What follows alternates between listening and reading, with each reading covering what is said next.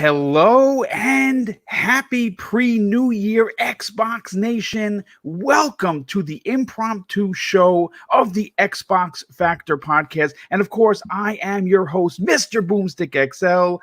And with me today, and this is, folks, I originally thought I was going to do the solo because I kind of just wanted to say goodbye to this year and hello to the new year with everyone. We have my very good friend Luke, Insipid Ghost from the Xbox Expansion Pass. Luke, welcome to the program. Thank you so much, Boom. What a treat, man. We get to talk just us today. I've been away for far too long for work and stuff, so it is a pleasure to get to hang out with you and reflect on a pretty amazing year in gaming. And I say that in all sense of the word: amazing, good, bad, weird, pretty wild year.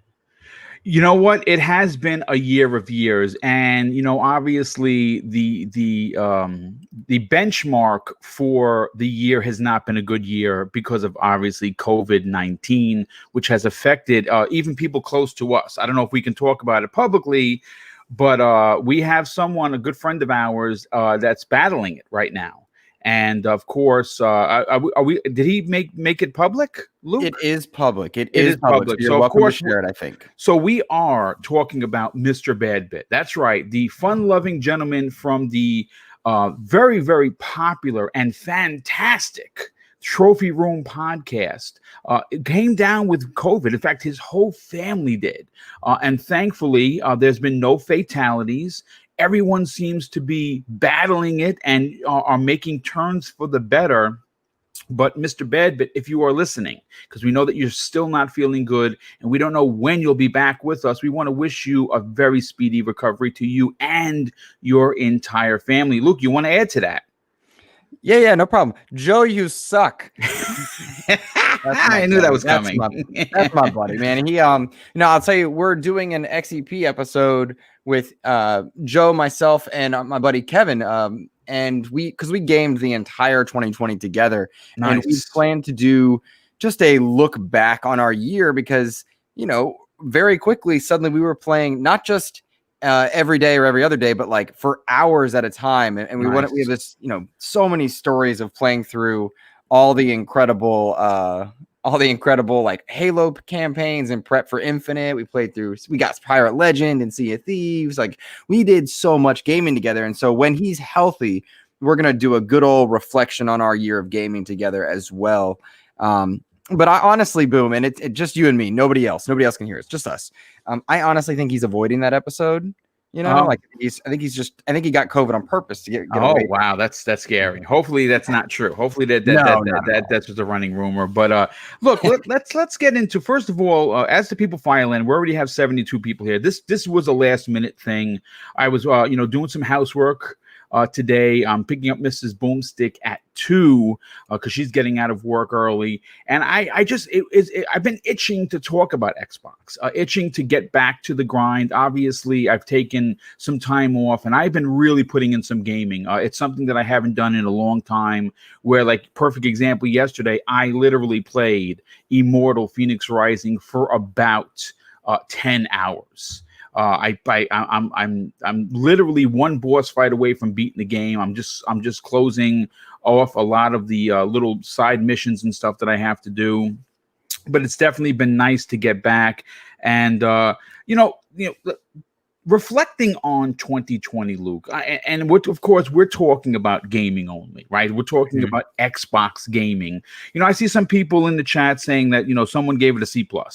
And I'm interested to see how many people here. What was your grade for Xbox in 2020? And again, obviously, you can take COVID into consideration or not, but I'm interested to see what they thought. And of course, Luke, we're going to get your grade in a second, but quite frankly, when you think of the world literally being turned on its head in a way that we have never seen, I thought being a first responder for the Twin Towers and going down and being down to ground zero for so many weeks, I thought that was the worst thing I've ever seen.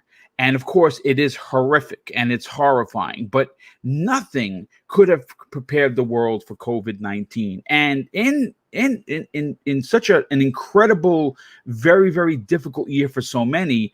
Luke, I got to be honest with you. We saw Xbox release 2 consoles, but not only that, they released 10 first-party games. Now, granted, they're not AAA bangers to some, but they still released 10 first-party games, and quite frankly, still supported some of the other ones like Sea of Thieves. And I got to be honest, can we really complain about Xbox in 2020? Oh, that's a weighted question. I think it's important. You're always critical of art and of companies. It's important to be critical and look Absolutely, at things because it makes them better. Right, exactly. When you say that, though, when we say that, obviously you and I understand this, and many in our chat do. But when we say being critical, we don't mean vitriolic and going after. Absolutely, anybody. yes. Big difference in that. But when you look at 2020 for Xbox, there's no way to ignore that COVID was here, and gaming took on a very different meaning for a lot of people, and evidenced, of course, by the tremendous uptick in sales, not just in last gen, but what is now current gen as well. But I look at the big three, Xbox, Sony, and Xbox, PlayStation, and Nintendo.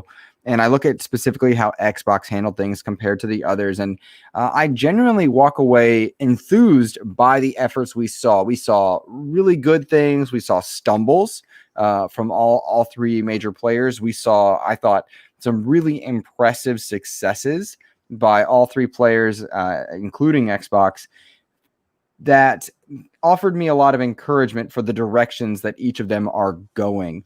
When you look at what Xbox did, not only did they put out those first-party games that are, I would argue, very niche, that none of them were the game of the year AAA experience that I think garners the attention of everybody, but they were niche categories. Something as brilliant as Gears Tactics. That's a strategy game, a turn-based strategy game that appeals to a certain demographic, right? But it might bring in a few Gears fans, or it might bring turn-based strategy game fans to Gears. Well, certainly, if you enjoyed, like you and Joe enjoyed Halo, right? The turn-based Halo, a niche kind of a thing. But if you are a Halo fan, there's probably a good shot that you're probably a Gears fan. So if you enjoyed one, you might enjoy the other, Luke. Right. And that's the thing. They did a great job, I thought, at putting out games that might bring in outlier demographics into their fold. And we know that the AAA bangers, the ones that are for everybody kind of thing, or the intention is to be mass appeal, we know those are on the way. And so 2020 in terms of catalog was more of the same from Xbox in terms of missing The Last of Us, the God of War, the Ghost of Tsushima type game. That's the same narrative we've heard for a lot of the Xbox One generation. So it didn't surprise me to see that. But the future is so bright, and they were able to hit so many games for niche categories that are just impressive and neat, that I walked away enthused and excited for the future, more so than I ever have been, and impressed in a lot of ways by what they put out. A little discouraged by the handling of messaging in some cases, but to their credit, I think they've owned up to the majority of their missteps in terms of messaging.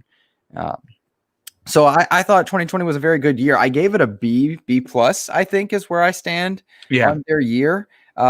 Because, I mean, they put out 10 games, 2 consoles. They put on several events, some successful, some not, in a year where everything changed and there's no tangible direction to be upset with. So people turn to gaming, without, like you mentioned, your first responder, and you had something that you could do in that moment. Many people could do nothing except sit at home, and that was the best way to combat this. So they turned to gaming for entertainment. So I thought it was a good year. Not a great year for gaming, I mean, specifically, but I walked away impressed, tempered, but impressed. It's funny you say that because, obviously the big bombs or the AAA bangers, as the kids say, that we want are coming. Now, I know that there are going to be some folks in here, and I see it. Listen, no one's going to sit here and try and pull shade to Sony. Sony had an incredible 2020. There's no doubt about it. Their first party games were fantastic, and they launched a console. Technically two, because one's a digital, one's a disc-based one. So no one's trying to, again, no one's dissing Sony, but we're here to talk about Xbox. And if you want to join us to talk about Xbox, maybe you can throw a comment in here that actually makes sense. But we all know that the big bombs are coming, right? We know Fable is in development. We know that Hellblade 2 is in development. We understand that Halo Infinite is going to be releasing holiday of next year. More than likely, it's going to be releasing on the day of the 20th anniversary of the franchise, which makes sense. Those are just 3 games, right? We don't even know what else is coming. Is Forza Horizon 5 going to release? Potentially, if you believe Jeff Grubb, and I do, we're definitely getting a new Forza, whether it be Forza Motorsport or Forza Horizon 5. That's 4, right? That's 4 big bombs. And we're starting off the year, Luke, with The Medium on the 28th. Mm-hmm. Folks, that's a big, big game. And that has, I mean, if you're a Silent Hill fan, you got to be giddy to your gills, because the original composer, has joined that team to give us a very spooky atmosphere that we knew and loved from that franchise. We're going to get very similar vibes, that not terror, but certainly horror elements in The Medium. That's a great way to start. I think about some of the things that we didn't get this year that got pushed back. The Ascent, a smaller game, but looks absolutely astounding. I don't know if you got a chance, Luke, to see what Scorn looked like. Scorn may not be for everyone, but if you remember the original Prey, not the new one, but the original one, kind of gave me those Prey vibes, kind of Alien-esque, if you're a big Alien fan or a Geiger fan. Listen, again, before we move into the future, I have to definitely say that if you are someone that was disappointed with Xbox in 2020, I am not going to tell you you're wrong. You're obviously, every consumer, Luke, has their own way of grading, a console's platform. But I got to be honest with you, most of what they launched appealed to a wide array of players. See, that's what's, I think, always overlooked with Xbox. For instance, let's take a look at Miles Morales for a second. Okay. Mm-hmm. Great game. Absolutely astounding. I haven't had a chance to dive deep into it because I'm so invested in so many other games, but I played it for about 2 hours. It's what I expected. It's a Spider-Man game. Nothing wrong with that. But Luke, when you look at it, it's a specific type of gamer that's going to play that. They only sold 680,000 copies across 2 consoles. Why is that? I don't know, but it's targeting a specific audience.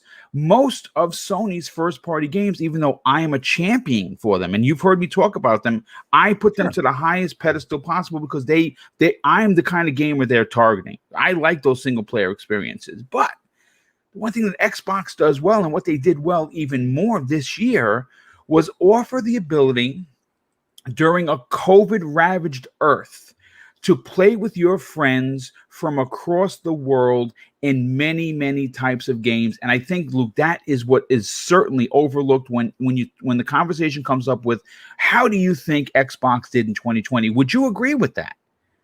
Oh, absolutely. And I think there's a lot of factors that we take into account. Specifically, the Miles Morales point that you made, I think that number is indicative of the fact that Sony messaged Miles Morales to be a PS5 game. Yep. And a lot of the hardcore gamers, or I'm sorry, those that weren't tuned in, missed the fact that it's available to them on PS4. So I expect those numbers to evergreen and go up as people are able to get their hands on PS5s. And it is a great game, and nobody should miss out on it. It's wonderful. But specific to your question about Xbox, Boom, they had an incredible year, and anybody is welcome to their own opinion. But before anybody lambasts them, I think appropriately frustrated for the lack of Halo and the lack of launch titles. I think it's a very fair point to make. Absolutely. Yes. There are other things that we must take into consideration, not just those titles that went into Game Pass day and date, like Gears Tactics, Microsoft Flight Simulator to the PC side, Ori and the Will of the Wisps, one of the best and most beautiful 2D games I've ever played in my life. Battletoads made a return to middling reviews, which I absolutely loved. Thanks to you, I was able to play it because you gave me a code, and dude, it is. If you're an old school cat, it appeals. If you're a new school cat, it appeals. And I think the criticisms of it are understandable, and they can be shared by some. And like you and I, like, we enjoyed it a great deal, but they also continuously supported the games that were out there. State of Decay 2 continues to get content, even with State of Decay 3 in development. Sea of Thieves, 11 million players hitting Steam, as well as being on PC for Microsoft Store, and of course on the console side. That's incredible. Master Chief Collection continuing to get love and support. Gears 5 has double the content it did at launch. But then also, amidst all of our lacking a launch title for Series S and X, we got news that EA Play was joining Xbox Game Pass Ultimate. And Bethesda is acquired, and their catalog, while heavily on sale right now for the countdown, is also going to be joining once the deal is finalized, meaning that if you missed out on the incredible Arcane games, like myself, I've never been an Arcane fan. I'm not particularly thrilled for Prey and for Dishonored 1 and 2. However, once in Game Pass, I and many others have a chance to no risk try it. And that's the big benefit of Game Pass and of what Xbox is doing with their vision. Not to mention, Xbox also released Android users to be able to play Game Pass. If they have Game Pass Ultimate, they can play any number of games via xCloud. We know that it's coming to the Apple side. I mean, they have done such a great job at working to bring their catalog to any number of screens, regardless of where you're logging in: PC, xCloud, console, last gen console. They're doing so much to bring us games that it's hard to look at them and think that they're not in it to win it. And again, I go back to that no risk scenario. You mentioned the Medium earlier, Boom. Medium is not a game that I would buy myself. It's not my type of game, but I loved Blair Witch, surprisingly. I thought that was a great game from Bloober. Bloober is an incredible studio. And now I have a chance to try a game that I wouldn't purchase myself, but I can try it day and date into Game Pass. And if it turns out to be for me, I have access to that entire game and I can just play it. And by all accounts, it looks incredible. It looks incredible. And I think that's the biggest benefit to being in our ecosystem. So the long-winded answer to your question, Boom, is I think Xbox has done a great job. And I give them that B+ knocking points only for that lack of showcase title in their Xbox Series X and S launch. But I'll tell you this, and I know you know this, Hivebusters. Oh yeah, we're gonna talk about that right now, dude. Wow, that's how you showcase the system, man. Yep. Yeah, you know what's funny? A couple of things. First of all, Ashu Niggy.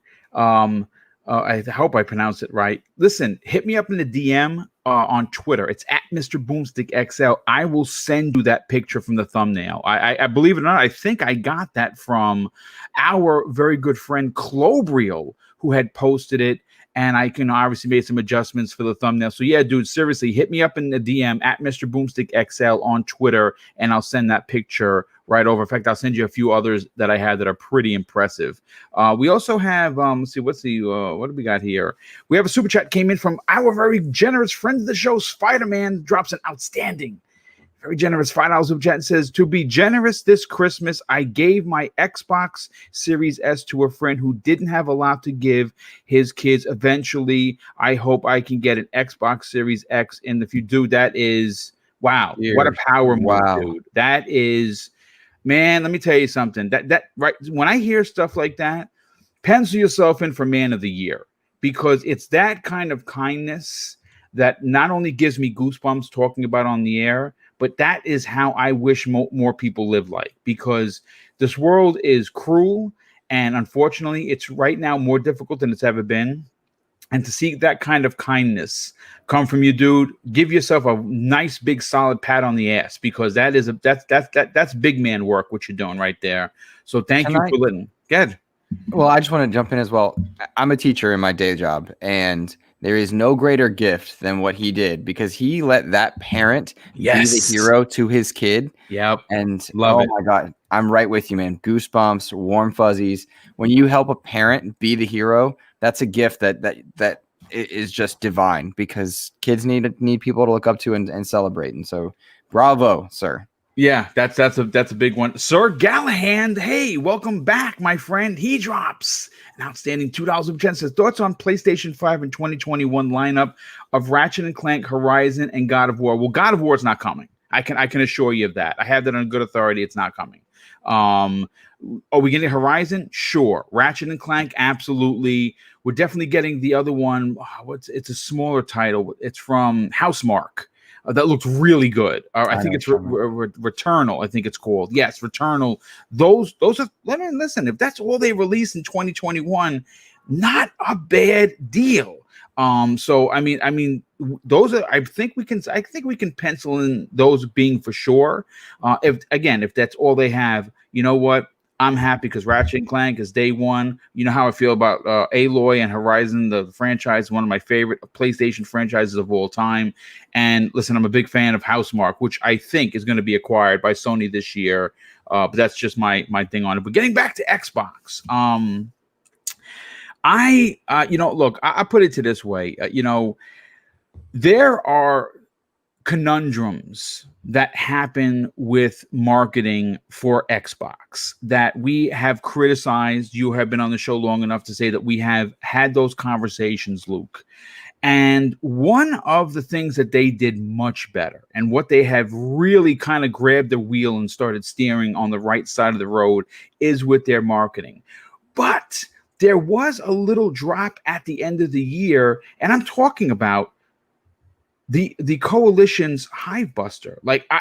Folks, here's the thing. If you want to see your Series X output incredible graphics, if you want to see it pushed, this is the DLC. Now, what I don't understand, Luke, and a bit again, it's a conundrum. This DLC is so good that it's criminal that it did not get the proper, hey, we're here, look at us. Now, I don't know why that is. I don't know why. Maybe because Microsoft is tired of hearing, well, it's just another Gears, which, you know what? This is technically by number, but when you play this game, it plays a lot different. As a matter of fact, I would dare say, Luke, that this is what I hope Gears looks like moving forward. The supers, or the abilities that each character have, are an awesome addition to the game. And let's talk about not just going through burnt out, broken buildings with burnt out cars. You were in a lush jungle, folks, fighting creatures. The end of the game boss fight is monster, and I really mean that figuratively. I mean, Luke, what were your thoughts about first of all the DLC that everyone should be playing, but more importantly, why didn't they advertise? I think there are a couple factors involved. First, the entire Xbox One generation relied on the pillars of Gears, Forza, and Halo, and even Halo faltered there. And in many ways, Gears of War has improved tenfold from its original incarnation. But in the Xbox One generation, we got the Gears Ultimate Edition, Gears 4, and Gears 5. Gears Pop and Gears Tactics came out in that time as well. That's a lot of games within that brand and franchise. So I think people were tired of it, and the success of the Xbox One, wherever that is in people's minds, people were just tired of hearing about it. So I think that's a factor. The other factor is the timing of Hivebusters. It came out a month after the Series S and X launched. So there were probably questions as to whether or not they could finish it appropriately in time. I know that the studio went through some transition when Rod Ferguson stepped away. I've watched on developer streams, this is not like inside information. They've said this on developer streams that when Rod left, certain creative freedoms were able to be explored a little bit more, and they were very clear to say that was not a detriment to Rod's vision. That, I mean, he certainly really helped Gears of War 4 and 5 get the incredible traction it did. I mean, again, double the content in Gears 5 from when it launched, but now they can be a little bit more flexible in some of their creativity and character showcases that they've got there. I'm an avid player of Gears 5, and those abilities that you talked about, those supers, are very commonplace in the horde and escape modes, but it just didn't land at first the way it needed to. And I think the Series S and X do a great job at showcasing a game that is just visually stunning and powerful. The concept of destroyed beauty that Gears 1, 2, 3, and 4 operated under is great, but Gears 5 allowed them to showcase more land masses and jungles, and Gears 5's campaign took them to icy barren wastes and sandy barren wastes. And that's cool, but it doesn't showcase brilliant color spectrums, right? Hivebusters did that. Yes. So I'm just so pleased with it, not just because it's visually stunning. The gameplay setups are really, really good, I thought, but it's a 3-hour consumption. So if you're not sure if Gears is for you, or you're like, it's more Gears, but you want a fun romp with your buddies and your friends, and you got Game Pass, you don't have to pay a thing, and you got a 3-hour experience. To a lot of people, that appeals. I love that. You know, I like being able to, quote, finish something in a shorter amount of time. You and I are both loving Immortals, but I'm 40 hours in and not done, right? Yeah, 60. I'm now. I'm 63 as of this show. Yeah. Man, and that's great. But some people, with their lifestyle, their work schedule, or just what's going on, they don't want that. So a 3-hour entry point is dope. And I think that the way forward for a lot of Microsoft properties, State of Decay, Halo, Gears, etc., are these smaller experiences outside of a standard campaign. My hope is that we get Hivebuster-esque stuff, ODST stuff, side stories outside of the Master Chief campaign. I want that in Infinite. They tried it with Spartan Ops in Halo 4. They've done these little one-offs in Gears before with Rom Shadow, and then the one in Gears 2, the deleted scene and stuff. I want these experiences to be commonplace going forward. They did it with State of Decay 2. They had a whole campaign added to the game later. Once you get a foundation, you get these smaller experiences. And Boom, I'll ask you this question. Does Hivebusters to you feel the way that the Uncharted Lost Legacy, or the potential of God of War Ragnarok, or even Miles Morales, does it feel like they're taking established stuff and then just putting more stories in and making them available in smaller quantities? Does it seem like that's a trend going forward? You know, that's a great question. That's actually a question I'm so sorry I didn't ask you, and I'm glad that you asked me. As a matter of fact, yes. Now, obviously, Lost Legacy, a fantastic part of the Uncharted universe, wasn't as short as 3 hours. I think it was about maybe 6. I took about 10, maybe even 15, because I check for everything. That's just kind of how I am. Like, people were like, well, Boom, how come it took you 6 hours to finish Hivebusters? Because I go through every nook and cranny, and I'm mad that I actually missed some stuff. I'm really mad because I wanted to get all the achievements and, of course, find everything which I enjoy doing. Yes, as a matter of fact, I felt that is something that gave me that Uncharted Lost Legacy kind of a feel. Because if you want to compare apples to apples, both of them from the same team. Both of them side stories of a main campaign, but more importantly, the quality behind both of them was top notch. And one of the things I really, really appreciated about this Hivebusters DLC is it had a couple of surprises, which I won't spoil, of who is actually in it, which is a bit of a shocker, and new characters that have a connection to the old characters, which were awesome. But they told the story of kind of like, listen, I'm a little old, so I don't know how many people are gonna remember a movie from the my God, I think it's from the 60s, called The Dirty Dozen. It's about a bunch of ragtag group of soldiers kind of thrown together for a common goal, and that's what you get with the even though they have history, they still seem sometimes at odds with one another. It's almost like a Suicide Squad kind of a deal with three people. I really enjoyed the story. Obviously, these are the three characters from the multiplayer that launched with Gears, and this is just their story leading up to that. I'm hoping, and I agree with you, Luke, I think that it'd be a sad and missed opportunity if Microsoft does not look at the what Sony has done, or even what how many people are talking about Hivebusters DLC, and say maybe they need to add these smaller additional campaigns to the ongoing overall or should I say overarching story, because it's nice to get new characters to learn about. I mean, sure, everybody wants to see Marcus, everybody wants to see JD and Kate and finish their story, but it would be great to get some new. You know what I'm hoping for, Luke? I'm hoping for a Carmine family kind of a deal. So we get to see that family. I know it's every Carmine dies every Gears of War. It'd be nice to get one that lives and actually has a side story, kind of like ODST. That would be kind of dope. Oh, you're speaking my language, man. I love the Carmines. And for any of you who are Gears 5 players kind of casually, they've got a lot of the Carmine family available in multiplayer, which is always fun. Which is dope. Yeah.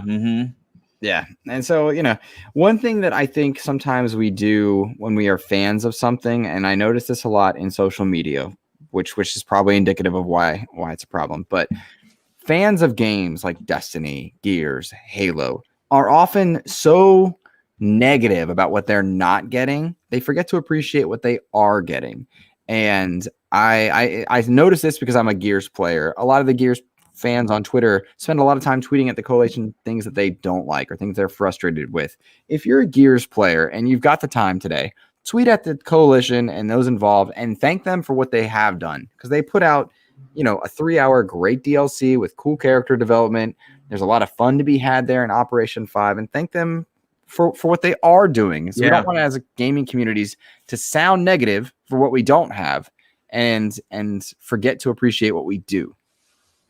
Yeah, no, I absolutely agree. Well, listen, again, this is a great 30 minutes to talk about what we thought about in 2020. Now I want to transition the last half hour, because, folks, this is only meant for an hour. Again, we have almost 300 people here. I want to thank you for, obviously you tuning in. Again, this was an impromptu kind of a show. Luke, I want to talk about the future. And I don't mean like 2025 future. I want to talk about 2021 more specifically, because with so many games that were expected to release that were Xbox exclusives, whether that be first party, second party, or third party deals, a lot of stuff got moved into 2021 because of development issues with COVID. Now, sure, it would have been great to get the Medium and the Ascent and, Corvus and a ton of other ones. But those games are all now coming in 2021. And the good portion of all of these games that were shown at these showcases have been confirmed to be in Game Pass. So, wow. I mean, listen, if you are a betting kind of a dude or a dudette, and you kind of want to, start, check marking who's going to have the better year, again, Sony is going to have a good year because of what we think they have. We're pretty sure Horizon's coming. We know Ratchet and Clank is coming. We know that Housemarque's Returnal is coming, but that is all we know. Gran Turismo, Polyphony, they are who they are, and I wouldn't be surprised if that doesn't come out for another 3 years. That's just how they run. But we know we're getting a new Forza. We know we're getting a new Halo. We know that we're starting the year off with the Medium. We know the Ascent's coming. We know Corvus is coming. Some of the other games that are escaping me. Like, I don't expect Fable. I don't expect Perfect Dark. But Hellblade could potentially be a holiday 2021 game alongside something like Halo. You could get one in October. You can get one in November. I put it to you this way: as an Xbox fan, you have to be excited. As an Xbox Game Pass subscriber, you have to be absolutely beside yourself, stoked, because obviously one of the rumors, and again, this is just a rumor, folks, we hear and we've heard from different sources that the Ubisoft service is potentially coming to Game Pass. And that is a big deal. Ubisoft service, are day and date games for their service. And if you could get Ubisoft games day and date in Xbox Game Pass with already what's there from Microsoft first party, from the indies, from the second party games coming in there, from the third party deals and EA Play, my God, it's going to be an incredible time to be an Xbox gamer. Now, whether that's your main console or your side piece, you're still going to want to buy an Xbox because the value proposition, along with the quality that's coming in the next 12 months, is something to marvel at. What would you say to that, Luke? I totally agree with you, man. I totally agree with you. And, I like the comment you made about if Xbox is your side piece. Yo, they specifically made a console for that to be your side piece. There you go. Yes, they did. So perfect. It's appropriately priced for what it is. It's a wonderful access to so many of those games that you're talking about. They've done a great job with Legacy for backward compatibility, and looking forward, Infinite, Hellblade, Fable, State of Decay, Motorsport, Everwild, Avowed, As Dusk Falls, and more. It's just like, it's wild to me how much gaming potential exists within this Xbox ecosystem. Whether the Ubisoft stuff comes true or not, there's still so much value to be had. All the Bethesda games for future and past in Game Pass. All of EA Play is available to you.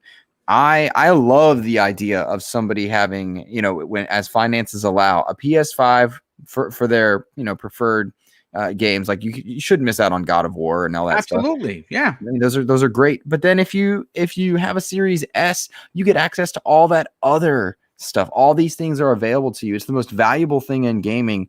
And when you look at the future, there's a reason they purchased all these studios. They kept Bethesda from going to Tencent or Google.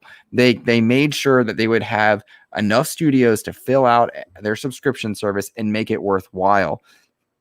Man, I'm so excited for their future because as an Xbox fan, as many of the people that listen to this show are, I really enjoyed their catalog from this past generation. I really love State of Decay and Forza and Sea of Thieves and Gears and Halo. And for me to have all that and all this other stuff coming forward that we know about and that we don't know about, I'm so hopeful and excited for what is to come. And that doesn't even mention all the incredible indie gems that show up into Game Pass that blow my mind whenever I'm just like, whoa, wait, what? I can play this? And it's just there. It's just there.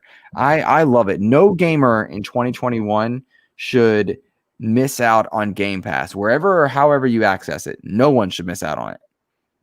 Yeah, and I agree. I think that what Microsoft has done, closing out the year, the fact that you can play an Xbox game on pretty much anything tells me that even the people who are diehard PlayStation fans are going to have a hard time not looking in the direction of Xbox. And I'm not saying, one of the biggest criticisms that I remember reading and talking about with you and Joe and the rest of the team is that people have this false thought that if you buy an Xbox, somehow or another you're giving up your PlayStation, which is preposterous. Like you said, the perfect world is having someone be a part of each ecosystem, meaning that you own a Switch, you own an Xbox, and you own your PlayStation. Now, of course, the mileage may vary. Like, for instance, if you ask me, where do you play mostly? Well, I haven't turned on my PlayStation 5 in 2 weeks. And it's not because it's a crappy console. It's not because they don't have games to play. I mean, for crying out loud, I platinumed Astrobot.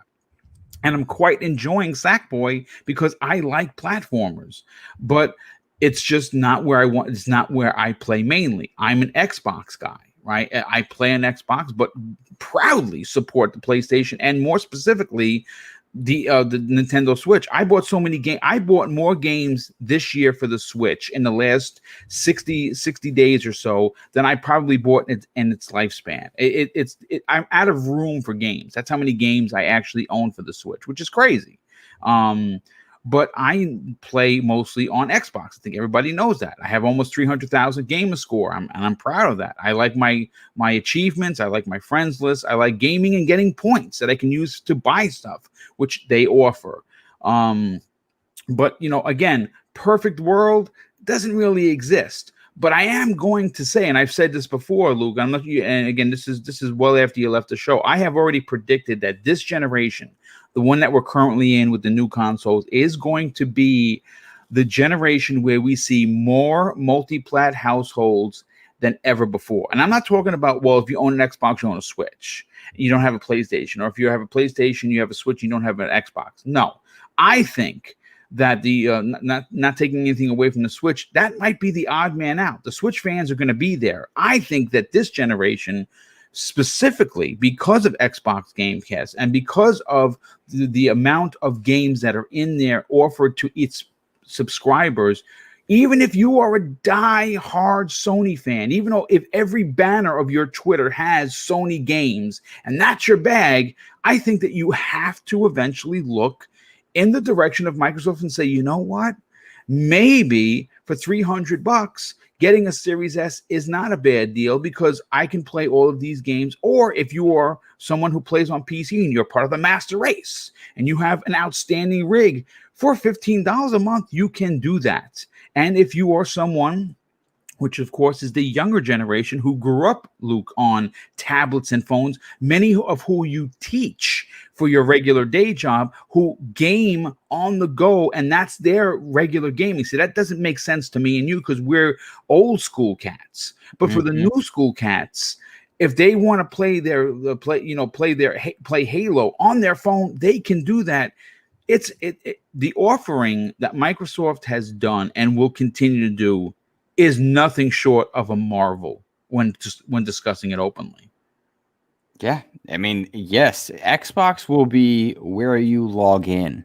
That's the big thing. It's not the box any longer, which is funny given the name, but it's where you log in. You'll log into your Xbox Live account on whatever device you like. I mean, I see Daniel in chat says he can't wait to play on his iPad. Yeah.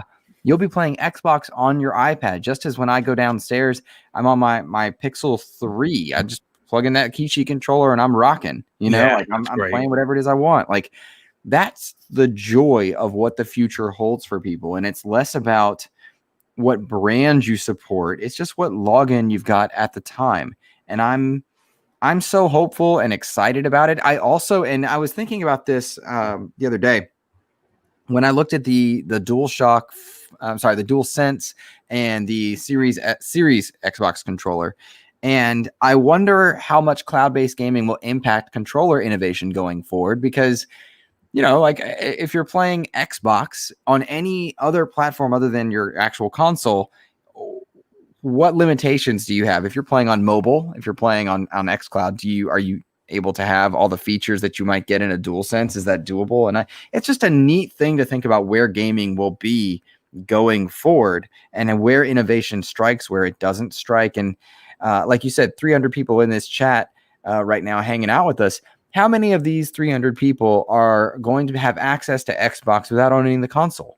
That's just awesome. Yeah. I love that. That's cool. I play games every week with my friends that are on PS4s, PS5s, Xbox One S's, X's, Xbox Series S and X's, and the occasional PC nerd is in there as well. And it's dope. Yeah, it is. I love it. I love it. Well, I mean, listen, again, we always say this, and again, I think it's become almost a pun. Options are good, right? Options are good for gamers.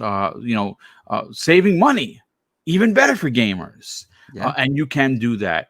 Again, no one is, and that's the thing. And I've heard this from people. Well, boom, do you want Xbox to be PlayStation? The answer is no, I do not. I want Xbox to be Xbox.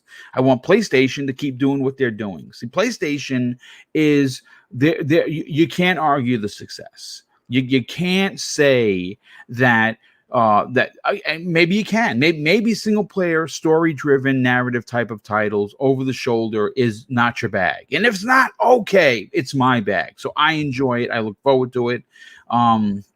But again, getting back to the variety, Microsoft is not happy with just catering to just one type of gamer. There is, folks, again, this is what we had to bring numbers into the conversation. There is a reason that, with 117 million PlayStation 4s out there, they're not selling 50 million copies of the next God of War, Horizon, or Spider-Man. They'll sell 15. They'll sell potentially 20 like Spider-Man did, and that's a feat in itself. That's a record sale. But when you start comparing the numbers, where are the other 85 to 90,000 people? They're just not there because they're the casual audience. See, that's the thing that's interesting about Microsoft's ideology, Luke, is that yes, they're going to give us, everyone in this chat, we're all hardcore Xbox gamers, right? So we're getting Fable, we're getting a Perfect Dark, we're getting a bunch of other first party games that we want because we're the big voice, the loudest voice of Xbox. But Xbox is not okay with just catering to us. They want everyone to game on the Xbox. Now, for one thing we didn't even talk about for the future, and I think that's going to be happening sooner than later, is all the TVs. All of the Samsung TVs are going to have the Xbox a gaming app available. You're going to literally be able to link up your wireless controller, log into your TV, and play over the internet. That's crazy, Luke. To think that you don't need a box in your house. You can literally be at your friend's house. He doesn't have an Xbox. Hey, listen, I want to show you Halo Infinite. Okay, where's your Xbox? Don't worry about it. You got a TV? Let's download the app. The app is there. You're playing. Are you kidding me, Luke? Like, is that even a thing? Yes, that's a thing. That's why the future of Xbox is very exciting. Oh yeah, and they have clearly planned far further ahead than I gave them credit for initially in 2015, 16, and 17 when I was looking at some of the decisions they were making, baffled, confused, and I am genuinely impressed by the foresight they have at preparing their catalog, preparing ways for you to access their catalog, and not just being able to log in from smart TVs, from devices, from consoles, from PCs, which they're bringing, by the way, xCloud to PC in 2021. That's amazing.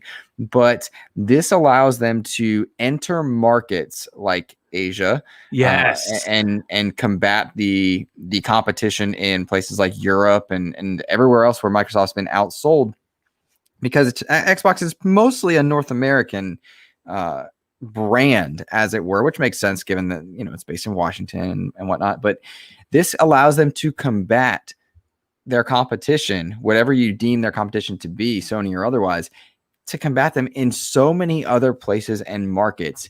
You just need to make an account. That's why you see Epic Game Store bending over backwards to give you money to get you to log in on the Epic Game Store. They just want you there so that you have access to their stuff and you're in their ecosystem. Microsoft is all about engagement numbers, because engagement means potential dollars, and that's way more important when you're a business to give people ways to spend money and work and play within your ecosystem than just buying the box. Yeah. It's incredible. It's incredible. And on the gamer side, for us, that's amazing. Like if you have a friend or you're in hard times or whatnot, and you can't buy the console, dope. You got a TV, you got a phone, you have a tablet, you have your PC, even if it's a Chromebook.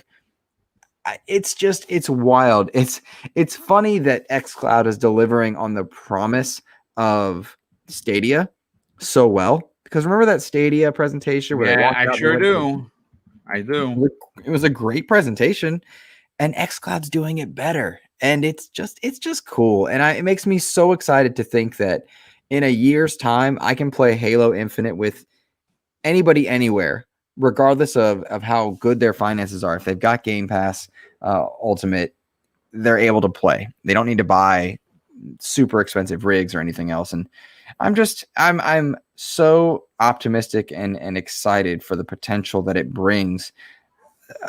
Gamers everywhere, and that's just that it's going to push Sony to do better. It's going to push Nintendo to do more. It's going to help Google decide whether or not they care. It's going to help Amazon and Luna be better, whatever that means for them. And I'm just so excited for 2021 and what all of these options for accessing gaming mean. You know, one of the things that excites me, I think that if you are someone that has enjoyed the brand even during the dark times, of the empire, of course I'm talking about Microsoft, with their lack of first party bangers. I think that we are all going to be in for a real treat. I think that, with 35 teams and 23 studios, we are going to be getting more AAA games than we've ever gotten before for Xbox. I think it's going to literally be a return to greatness that we saw during the 360 era.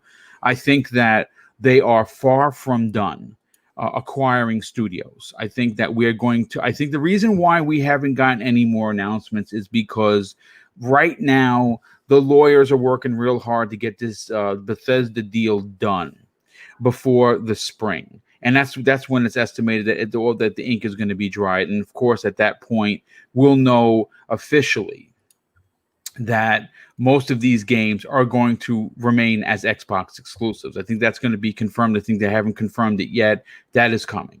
I think what you're going to see is Fallout 76, and the MMOs. Are going to be supported on PlayStation and everywhere else they are. I think moving forward, all of the big Bethesda games, like the next Doom, like the next Fallout, the next Skyrim, Starfield, all of these games are going to be Xbox exclusives. And again, it's a power move. It's a move I think they needed to do. I think that it's one of those instances that if you are a PlayStation player, I don't know how much longer you can ignore that Xbox is in the room. And I think that they've done a really, really solid job in 2020, potentially getting noticed on the dance floor. Like they're not the wallflower anymore. Nintendo, the 20, 37 months of MPDs, Sony, years and years of great first party. Microsoft, no one cares, right? But I don't think that's going to be the case. I don't think that was the case in 2020, and I definitely don't think that's going to be the case in 2021, Luke. I think that, quite frankly, just based on what we know, they might be the one company that has the best year in gaming because of the amount of games coming out. And again, you can add or subtract Game Pass from the conversation. If you're excited, sure, then it's even better. If you don't care, well, then it's irrelevant. But they have a lot of big games coming out, Halo being one of them. And I think we're going to be very pleasantly surprised by the final product. I like you, and like I think everybody in this chat, there is a lot to get excited about in the coming year, which is going to be starting tomorrow. Yeah, I mean, yes, that's the big thing. And wherever you play, you have options, you have variety, and that's to me the best thing. And I could not. I mean, I've gone on and waxed poetic about how excited I am for the future of Xbox. I mean, I'm very excited for the future of Sony as well, because that competition will boost the two and boost them. And the real deficit that Microsoft has right now, by comparison to its competition, is those Game of the Year contenders. Yes. That's where it's missing, and it's been missing the entire Xbox One generation. As much as many of us love and might choose personally those Game of the Year, we're talking about mass appeal, right? Mass appeal, and that they're not oblivious to that. And we see what they have in progress. We see what they're trying to do with Infinite. They delayed it a year and some change, for goodness sakes. Yeah. They've got Fable and Avowed. They took in one of the best storytelling studios in Obsidian, and then acquired Bethesda as well. So they're locking down this RPG genre for big games to be available. When you look at the quality of Hellblade 1 and what the teaser for Hellblade 2 promised, the sky is the limit for any number of niche interests and AAA bangers, game of the year contenders. Yep. And when I look at the fact that Ragnarok potentially coming out, but probably not, unless it's a Miles Morales type game, not likely to come out in 2021. But if that's there on that horizon for them, I think that 2021 is the year we start seeing Microsoft try to have answers for their competition's best game, as opposed to play a different game. And that's the best. That's the greatest thing, is when you see them punching and counterpunching one another respectfully, mind you. I actually really like the discourse between Sony and Microsoft in 2020. The back and forth on social media, politely fun, like little jabs, never like hostile, toxic stuff. I liked that because it showed that they're in it to win it. Rising tides lift all boats. But, they also want to have fun with their player bases. And, side note, Boom, let's pour some champagne out for the incredible social media teams at Microsoft. Yeah. Dude, they have been, look, again, I don't know what changes came to that team, but my God, Luke, great point. Yeah. I cut you off. I'm sorry. No. Please, I actually cut you off, but by all means, please continue with it, because I don't think a lot of people give them enough credit for the tenacity that they showed in 2020. Yeah, and it was just so cool. And I met Stein once at a Mixer meetup at E3 in 2019, and I really want to have him on XEP at some point in the future, because the awareness, the self-awareness, I think, by the Xbox social media team, by previously, and as well the Mixer team when he was there as well. But the Series S leaked, and they handled that like bosses, and people will point to that as their big moment in the social media space, and they're right to do so. But all the little stuff, the little jokes, the Game Pass crew making Melissa McGame Pass as a character that we look at on there, the jokes, the interactions, that's community.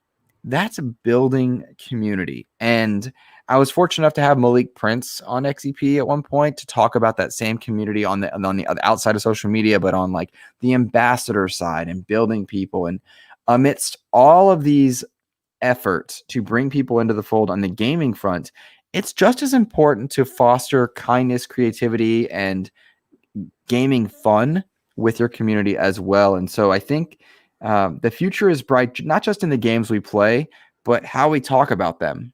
And I talked about positivity and being fans and not being negative towards studios. I hope that continues. And I think that we, as gamers, need to embrace that positive change, because there is so much negativity outside of gaming. And the Game Pass social media space, the Xbox social media space, is becoming, I feel, far more positive and countering that Xbox Live of 2006 vibe that we sometimes get if you ever turn your mic on in Call of Duty, which I don't. I never.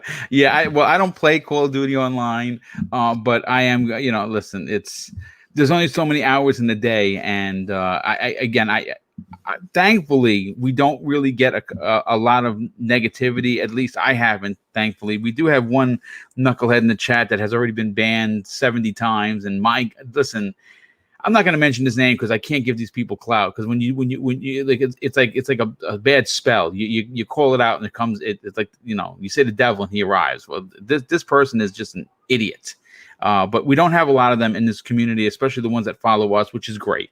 And I am going to say that I am excited, not just for you, not just for me, but everyone. This is going to be one heck of an Xbox year. And you know something? I think you really hit on a particular point, is that Xbox is aware. See, that's the thing. They've been the sleeping giant that people have been poking at for a while, and I think that they understand that we want better. And I think that the way that the cards seem to be playing out for 2021, Luke, I think we're going to get it in spades.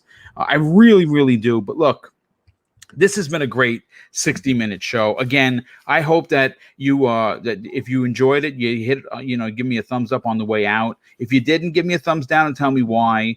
Maybe we can make the show better in 2021. Luke, it was a pleasure to work with you once again.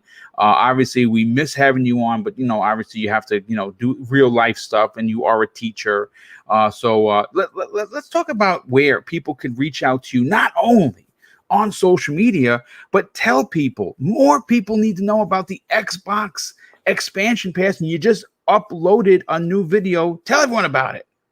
Man, thank you for letting me join you. Real talk. This community gets me going every time. I enjoy being with you guys. I missed being with you guys once we went back to work after the summer. But I'm very excited because XEP, the Xbox Expansion Pass, is not only on all podcast services, but it just came through yesterday or the day before that the shows will auto upload now into YouTube. Nice, dude. Yeah, it's a very low maintenance thing for me, so it's not it's not like some well-produced thing. But if you consume your podcast on YouTube, it would mean the world if you guys would go in and subscribe to me over on YouTube as well. Yes. And it's just one more place for you guys to check out the interviews that I do. I have a few interviews lined up for January that I'm excited about. I try to have developers on, voice actors, publishers, even PR companies, like people that work in PR companies, to talk about what it's like for them to work with content creators, to work on publicizing and promoting games, what goes well, what doesn't. These are all things that I'm looking forward to sharing with people more in 2021. So, if you're a YouTube only consumer of podcasts, please give me a follow. I'm in the chat right now. And if not, XEP, the Xbox Expansion Pass, is available on all podcast services as well. It means the world. Well, listen, first of all, we got to add that link to the show notes, because yes, it'd be great to see you expand your audience. I think the YouTube thing is a big deal. I think that you're going to see some big numbers. I think people really enjoy the way that you conduct yourself, as a host. I think you offer a tremendous amount of thought-provoking content, which is what we all want. And as someone that produces multiple shows a week, it's great to listen to other people's shows like Luke. So if you enjoy what I do, I think you're really going to enjoy what Luke does. So head over to obviously the is it the Xbox Expansion Pass on YouTube? Well, I think so. It's Okay. just up there, and I've only got 24 subscribers on YouTube right now, so I can't even choose my own URL. I had the link that I posted it in your and I private chat over on StreamYard. If you want to share that, feel free. I would definitely share that out. Absolutely. Yeah, we definitely got to get more people to sub your channel, because that's a great way to. So some people don't like the RSS feed. Some people like the YouTube feeds, and giving people options. What we say before, options are good. But listen, folks, check out the Insipid Ghost, Luke Lore. Obviously, he has been a part of this program. He will be coming back hopefully in the summer once he can get some time off, and we can have have him on the show more. A couple of super chats came in. Want to thank a few people. Pixelbit G, a generous friend of the show, he drops an outstanding $5 super chat. Says, cheers and happy new year. Do you dudes think MS will add a family option to Game Pass for a few bucks more? Maybe. I don't see why they wouldn't. I think that they want more people involved, and if you can get the family involved for a family type of price. I mean, remember, Microsoft was the only one doing the family plan, and I think that if enough people ask for it, I think it could come back in a big way. Dan the Man Cunningham drops an outstanding, very generous $5 super chat and says, thank you for keeping us company today, Boom and Insipid. Thank you for all you do. Happy New Year, my friend. Well, Happy New Year to you and yours. And of course, as we close out today's incredible impromptu Xbox Factor podcast, I just want to wish, and Mrs. BoomStick and I want to wish you and your families a very safe and happy New Year's Eve. More importantly, we want to wish you a very prosperous and blessed and healthy 2021, which is only hours away from happening. Obviously, with COVID still being a very serious threat, and one of our own being sick with it, it is a thing. And you have to take precautions. You got to wear your mask. You got to wash your hands. You got to social distance. And listen, folks, the birthday parties, the raves, all of the stuff that you used to do with your, rubbing elbows with your friends and families. You will get back to that eventually. We just have to put it on pause right now. And I hope that more people take the responsible way tonight and don't go to these parties and get others sick. Obviously, again, we want to wish you, not only myself, but Luke, want to wish you everyone a very, very happy new year. And I want to thank everybody for coming out to support this show. 2020 has been an incredible year. It really has. I made strides for the channel that I didn't expect. I was hoping to have hit 5,000 subs, folks, and we're closing in on 7,500. And I don't think that's going to happen before the end of the year, but I'm hoping to hit the 10K mark in 2021, and I will be able to do that with you and your help. Obviously, if you enjoy the show, tweet it out there. Let other people know about the 3 shows that I do. If you are here and you enjoyed it, please consider hitting that like button. So as we close out 2020, we will see you next year on the newest episode of the Xbox Factor podcast that will be going live the first week of January, and we'll be back on Primetime Gaming January 4th, 8 p.m. Eastern Standard Time. And I'm going to close out the show with something that's important to me. Hopefully, one day it'll be important to you. And that's something that my dad taught me, and I think now it's more important than ever. And he used to say, son, treat others how you want to be treated. And also, it doesn't cost anything to be nice. You live by those rules, and I can guarantee you're going to have an awesome day. So take care, everyone. We'll see you next year.